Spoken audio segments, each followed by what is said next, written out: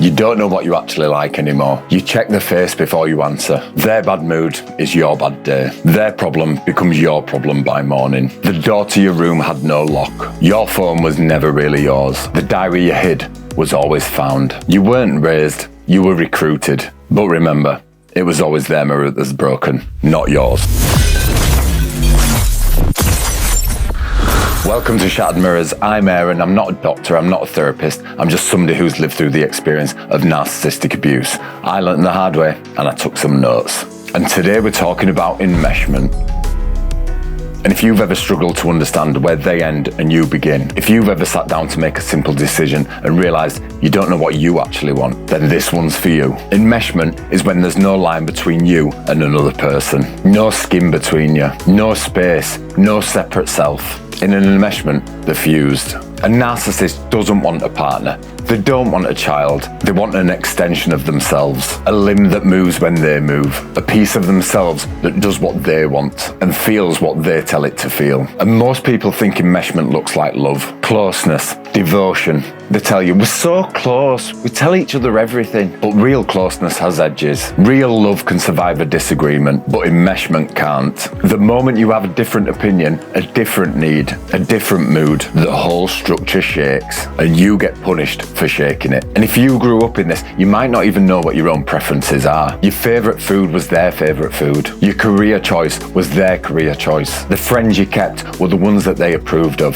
The voice inside your own head sounds like theirs. And when you try to make a decision, you don't ask yourself what you want. You ask yourself what they want. That's not closeness. That's annexation. And here's where it gets confusing, because enmeshment is the only kind of love that some of us have ever known. So when we leave it, we don't just lose a person, we lose the definition of love that we grew up with. The first healthy relationship that you walk into, that can feel cold, distant, or even strange, because real love doesn't read your diary. Real love doesn't track you. And if that's the only version of love that you've ever known, the absence of it can make it feel like rejection. But it isn't. It's freedom. It just doesn't look like what you've been trained to recognise. So let's name what enmeshment actually sounds like. Because it doesn't announce itself as control. It disguises it as love. We don't keep secrets in this family. That's not closeness. That's surveillance with a smile. A parent who reads your diary and calls it concern. A parent who goes through your phone and calls it parenting. A mother who tells a 12-year-old, you're my best friend, and then trusts that 12-year-old with details of the marriage.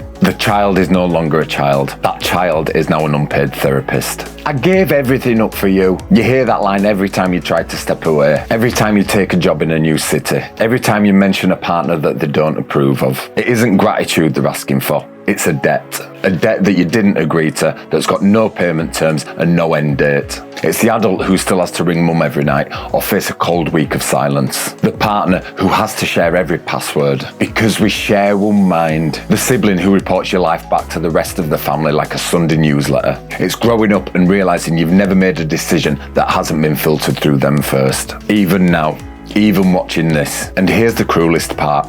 When you start to pull away, when you start to build a wall, or take a holiday, or stop answering for an evening, they don't ask you if you're okay. They ask you what's wrong with you, because in their world, your separation is your malfunction. So how do you come back from this? You start by accepting one uncomfortable fact. You have to build a version of yourself that they didn't author, and that takes time. Not weeks, not a weekend's retreat, real time. Start small. Start with preferences. What music do you actually like? Not what's played in the house, not what they put on. What food do you order when no one's watching? What shows do you watch when the doors are closed? And these tiny choices are how you find the edges of yourself. The little things teach us big things. Then practice the hardest skill of all, having an opinion that differs from theirs. And don't apologise for it. Out loud, with your chest. You don't need to fight them. You don't need to convert them. You just need to stop outsourcing your mind. Disagreement is not disloyalty. Disagreement is not betrayal. And difference is not disloyalty. Build what I call the inner room. A place inside you that they don't get to enter. Your thoughts, your therapy notes, your plans, your private wins. You don't have to be cold. You don't have to be cruel. You just have to be a person with the door. Stop reporting in. They don't need a daily summary of your life. They never did.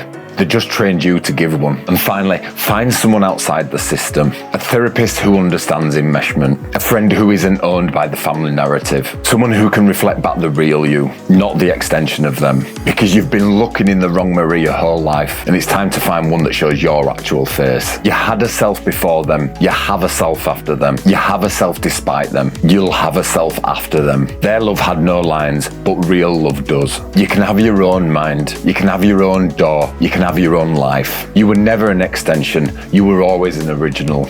I'm Aaron, this is Shattered Mirrors, and I'll see you on the next one. So if this video gave you a moment of clarity or just validated the hell of what you've been living through, then please do me a favour. Hit that like button. Not for my vanity, but to send a signal through the noise. It tells the algorithms to send this video to someone else who still thinks they're crazy. Someone else who's still trapped. And if you want to keep walking this path to freedom with us, then please subscribe. Let's get the truth out there.